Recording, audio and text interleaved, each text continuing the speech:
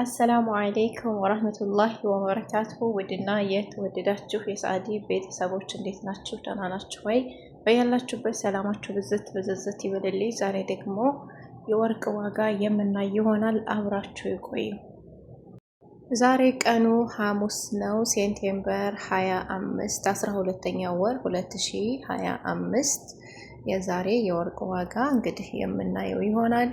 24 ካራት ባህሬን 440 ሪያል ከ19 ሀለላ ሳንቲም ማለት ነው በመሸጥ ይገኛል። እንዲሁም ደግሞ 22 ካራቱ ደግሞ 494 ሪያል ከ81 ሳንቲም እንግዲህ በመሸጥ ይገኛል።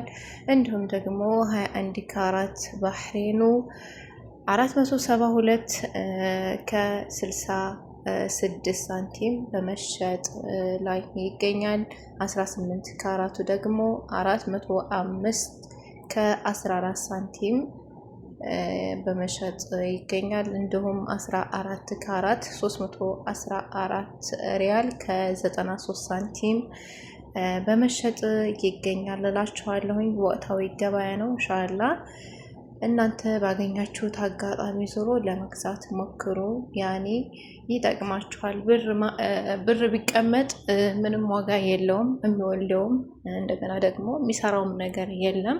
ብር ከምታስቀምጡ 1 ግራም 2 ግራም ለምን ግራም ያልሞላ አይሆንም ገዝታችሁ ብታኖሩት ትጠቀሙበታላችሁ ማለት ነው።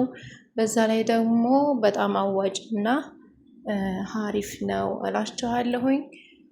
ምክንያቱም ወርቅ ማለት ወላሂ ብር እንዳስቀመጣችሁ ያክል ነው። ብር ደግሞ እጃችሁ ላይ ቢቀመጥ ዛሬ ነገ ምናምን እንደዚህ ትንሽ ትንሽ ስናነሳለት ያልቃል ማለት ነው። ግን ይሄኛው ብር ይዞላችሁ ይቀመጣል። በተለይ ደግሞ እዚህ ሀገር አሁን እኛ የወር ደመወዝተኛዎች ነን። ኢትዮጵያ ላይ ግን ስንገባ ምንም የወር ደመወዝ የሚባል ነገር የለንም ማለት ነው። በራሳችን ስራ ፈጥረንና የሆነ ነገር እንትን ብለን ካልጀመር ያው ትንሽ ያስቸግራል። ልብስ ምናምን አትሰብስቡ፣ ወርቅ ግዙ፣ አጠራቅሙ፣ ይጠቅማችኋል። የሆነ ነገር እንኳን ቢቸግራችሁ በቃ የተወሰነ ብር ቀነስ አድርጋችሁ ተሸጡታላችሁ ማለት ነው። በኢትዮጵያ 1 ግራም ወርቅ እንግዲህ 21 ካራት ባህሬን 25,000 ሪያል እየተሸጠ ይገኛል፣ አዲሱ ማለት ነው። እኛ ደግሞ አሮጌውን ለመሸጥ ብንሞክር ወይ 24,000 ሪያል ወይም ደግሞ 24,500 ብር እንደዛ ምናምን ይሆናል ማለት ነው። እና ያን ያህል ብዙ እንትን የለውም፣ ልዩነት የለውም እና ትጠቀሙበታላችሁ። በጣም ሀሪፍ ነው እላችኋለሁ። ለዛሬ ይዤላችሁ የመጣሁት የወርቅ ዋጋ ይህንን ይመስላል።